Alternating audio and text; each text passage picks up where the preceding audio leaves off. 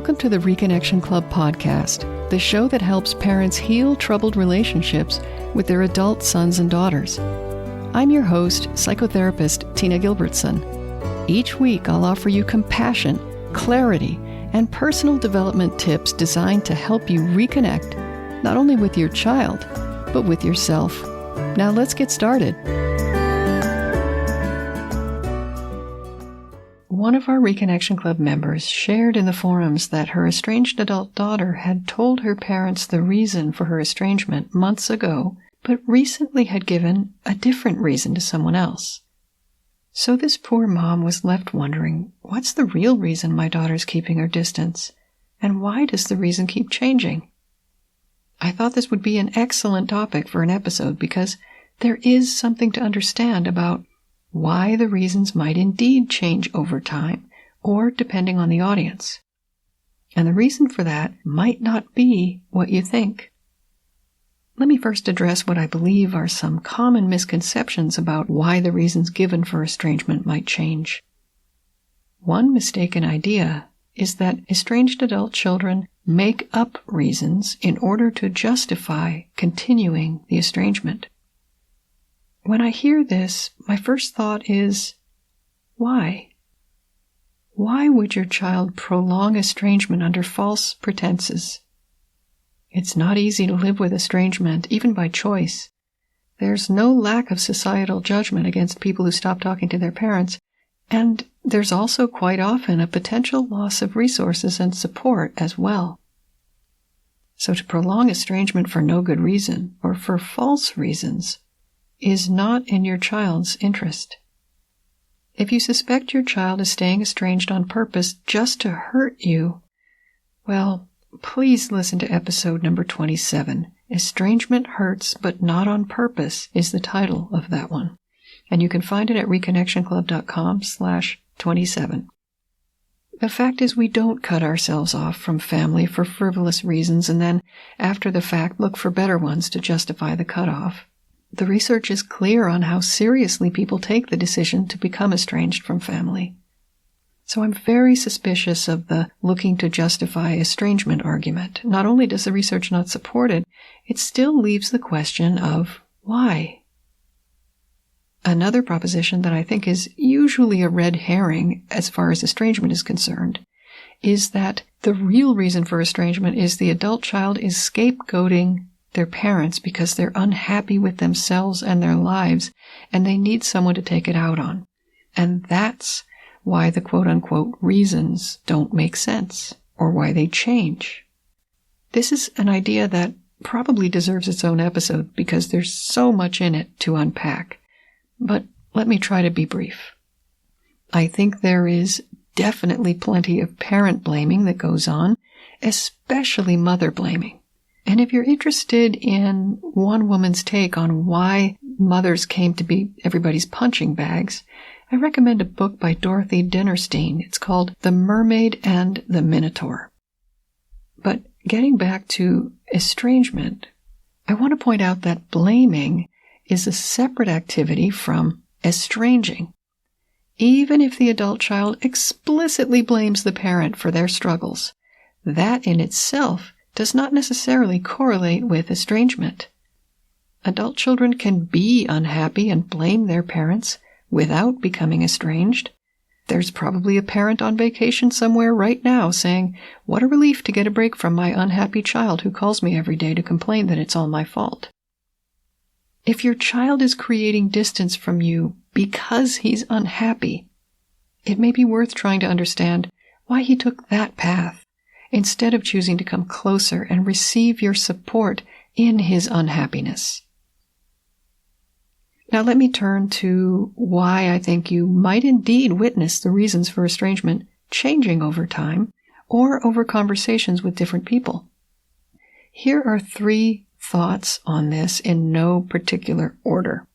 And let me throw in a bonus thought that I just thought of.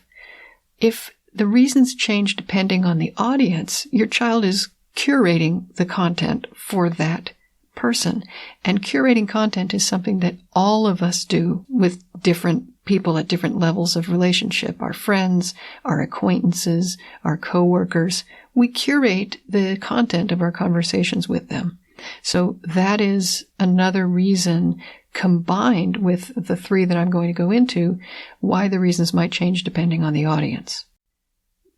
The first thought that I was planning to mention is that the reasons are maybe not actually changing. Maybe there are multiple reasons and they come out at different times in different contexts. As far as your child knows, they're all still valid, but he may focus on different ones depending on the situation. So it only seems like the reasons are changing, but your child is actually cycling through a finite list of reasons. Number 2, your child's understanding of her experience may be evolving. This is especially true if she's gotten into therapy or is working to understand herself better. The reasons she initially offered may have been a little bit unformed, not very well fleshed out, but now she has better language to describe not just incidents, but the underlying themes that trouble her. This growing understanding and interpretation of experience could give the impression of a changing story, but really it's an evolution of understanding. Number 3, your child may not have been able to identify the source of his distress. He maybe had trouble pinpointing the actual issue. Instead, he may point to one incident and then another as causing the estrangement, when in fact it was the overall pattern or theme underlying the incidents that created the problem. It's as though instead of pointing to an elephant and saying, "Here's the elephant," he's describing a trunk, a tail, a couple of ears, and so on. Both the elephant and its list of parts are elephant-like, but whereas an elephant is one thing, its parts are many, giving the impression that your child can't make up his mind what the elephant is. Is it the trunk? Is it the tail? The answer is yes, it is both. It's all of the parts that your child is pointing to. Those are 3 possible reasons, plus one bonus reason that I can think of why the explanation for your child's estrangement could change. One is that your child is curating the content from among the actual reasons in her mind. Another is that there could be multiple reasons, and different ones get highlighted at different times, which dovetails with that first thing.